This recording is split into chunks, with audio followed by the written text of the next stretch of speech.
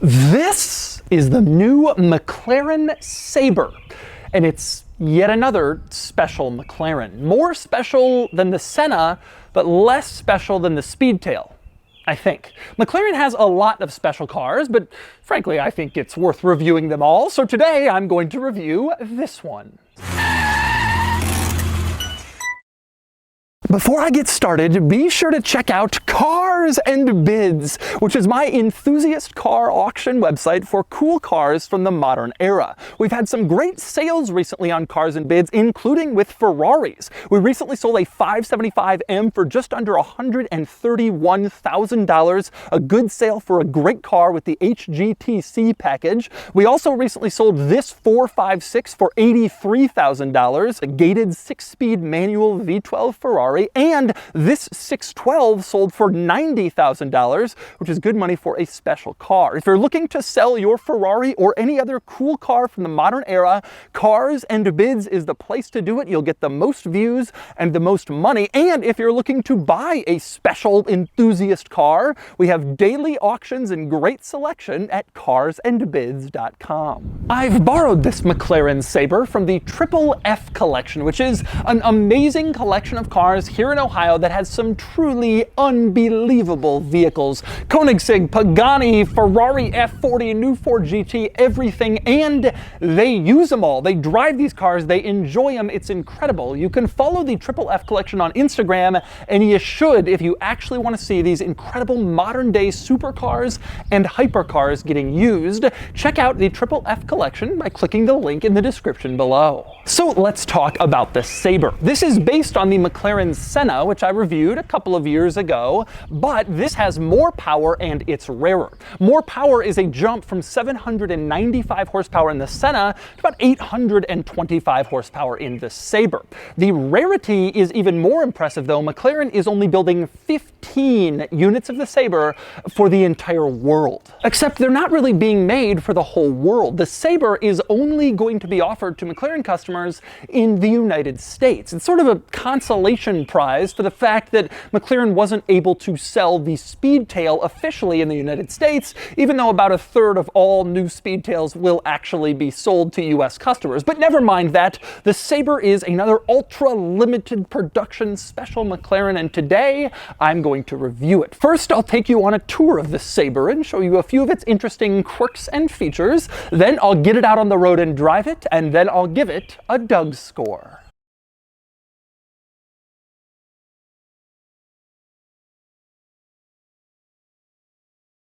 All right, time for the quirks and features of the Sabre. Now, I'm not going to go through all of the quirks and features of this car because I reviewed the McLaren Senna very thoroughly a couple years ago, and this is just sort of an evolution of that. So if you want a more thorough tour, the Senna video is linked in the description below. In this video, I'm just going to cover some of the highlights and more interesting quirks of this vehicle, starting with the styling, which is pretty good. I say that as kind of surprised because the Senna is, well, it's ugly. Let's just be honest. The Senna I love. I think it's an amazing car that drives tremendously, but it is weird looking, period.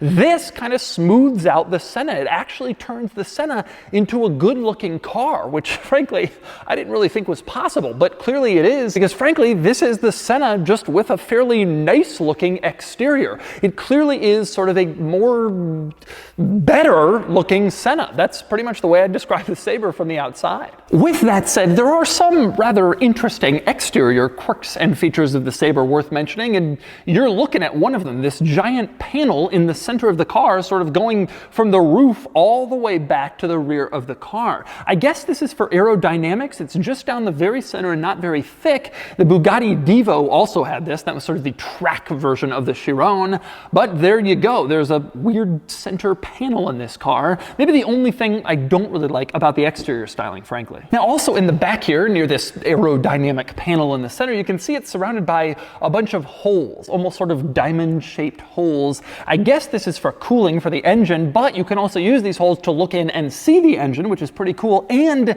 this is your rear window. This is your entire rear window in the Sabre, just these occasional little holes in the back. And you can see how that works out inside the car. You look back, there is not much to see because you're looking through a few holes in the engine cover. It looks really cool on the outside from like a cool car standpoint, but it's not really all that practical. And by the way, speaking of holes in this rear area, there are some more of them sort of closer to the back of the car down here. Again, I suspect this is for heat to escape the engine compartment, but very strange. Some large, some small, not really arranged in any discernible pattern, just some extra holes back there. Certainly makes the outside a little more interesting. And next up, another interesting quirk on the outside of the Sabre is lighting. The headlight's not particularly unusual, but up front, the strange light is the turn signal, which is mounted vertically on this panel, this like fender panel that comes across and down into the front splitter. You have this vertically mounted turn signal, very odd, very distinctive,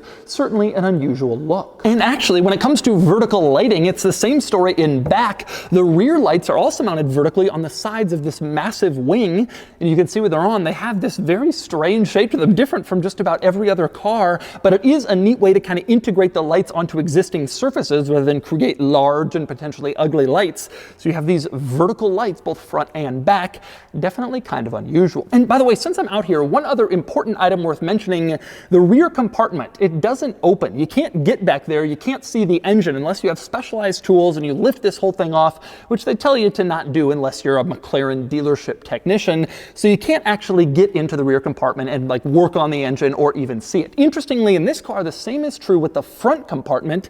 It doesn't open. So many mid-engine exotic supercars have a front trunk, not the Sabre. It doesn't open. It's fixed in place. So there's really no exterior storage in this car. Now, interestingly, even though the rear panel and the front panel don't open, you do have an interesting panel that does open in this car, and that would be this one. Behind the window on the side, you have what looks like another window. Actually, that's where your fuel door is. And the button to pop it open is right here in the door jamb. You press that, and then this panel opens up, and then you can put fuel in your McLaren Sabre. That's how you do it. It's hidden in this like window-looking panel. Same deal over on the other side. You have another window-looking panel over there, and another button you can press in the door jamb to pop it open. You do that, you can see this is where you can add fluids to the car, like engine oil, through that little window in the side. Very unusual, very quirky little window panels for fluids. And next up, time to climb into the Sabre, but first I want to talk about the door. First up, at the front part of the door, you can see it says Sabre, and then it has the number 7. That's because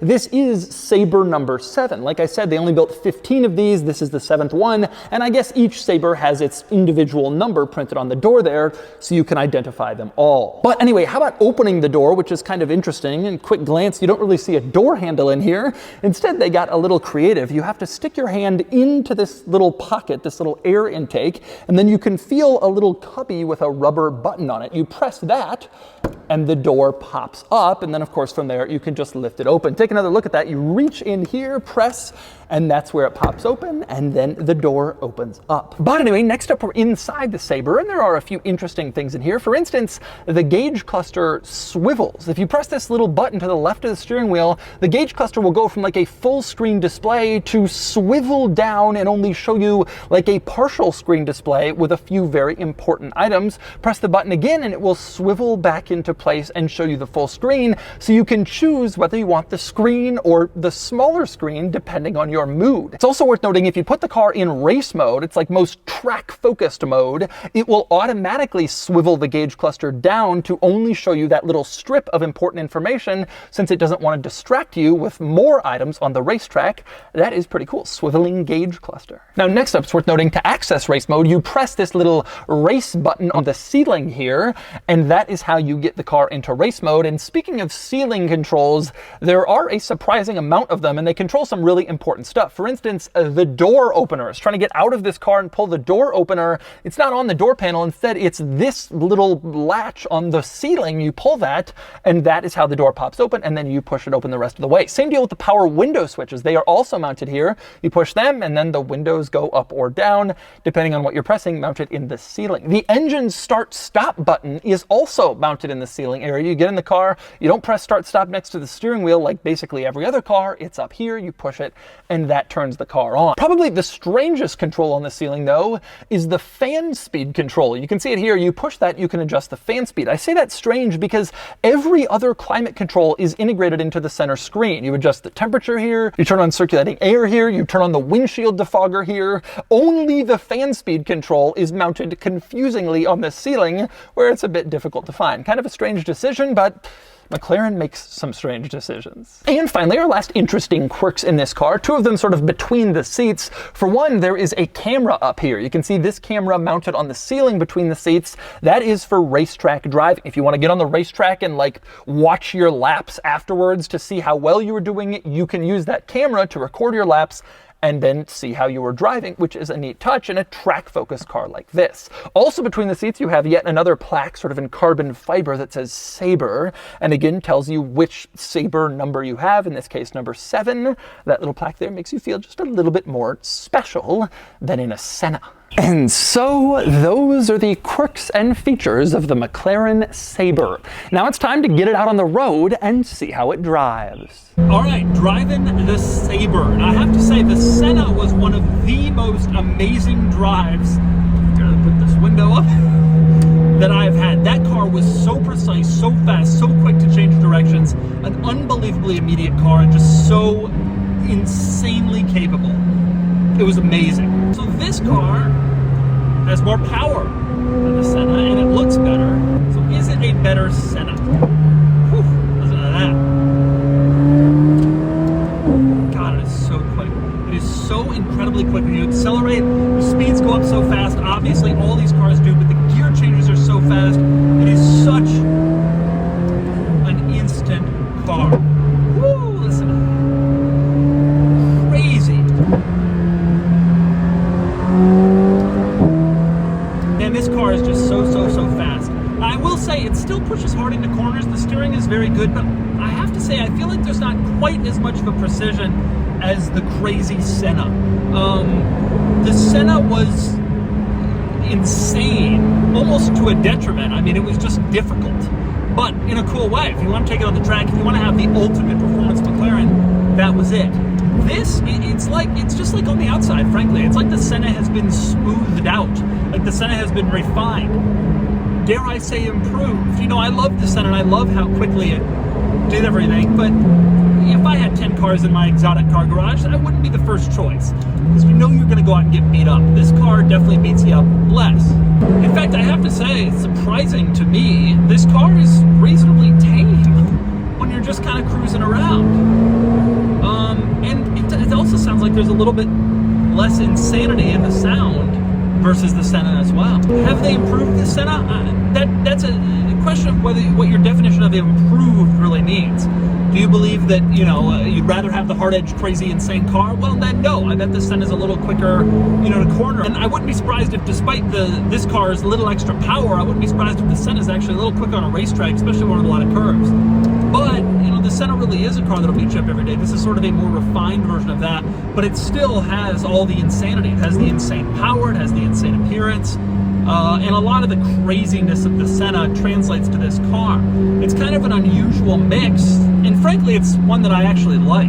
It's almost weird. It's almost like this was the base version of the Senna that never existed. It almost feels like the Senna is the performance version of a car that was never made until the Sabre. And it's definitely more tame, but still pretty incredible. Now the question is, if you're getting an Ultimate Series McLaren and spending $1 million, do you want tame? That's a good question, but I think McLaren is just, dare I say, desperately trying to fill out every single possible niche. But it's a good one, fun to drive, incredible actually. It's an amazing car. Just maybe slightly lost in the model range, frankly. And so that's the McLaren Sabre. It is amazingly cool, although I do kind of question whether we really needed yet another special, highly expensive, ultra-limited production, cool, unique McLaren model. But I'm not complaining. It is always interesting to spend time with these cars and check out their interesting quirks and features and experience their amazing driving capabilities. Anyway, now it is time to give the Sabre a DOUGSCORE. And the DOUGSCORE is here. The Sabre does very, very well, which is no surprise. This car has Senna performance, better styling, and a more comfortable driving experience. The Sabre gets a higher styling score than the Senna, though the Sabre loses a point in cool factor as the Senna is better known, and frankly, I think all the McLaren models are getting a bit more confusing than they are cool. But the Sabre ties some serious heavy hitters like the Ferrari SF90 and beats out the new Ford GT. This is a very special car, even if you do have a little McLaren fatigue.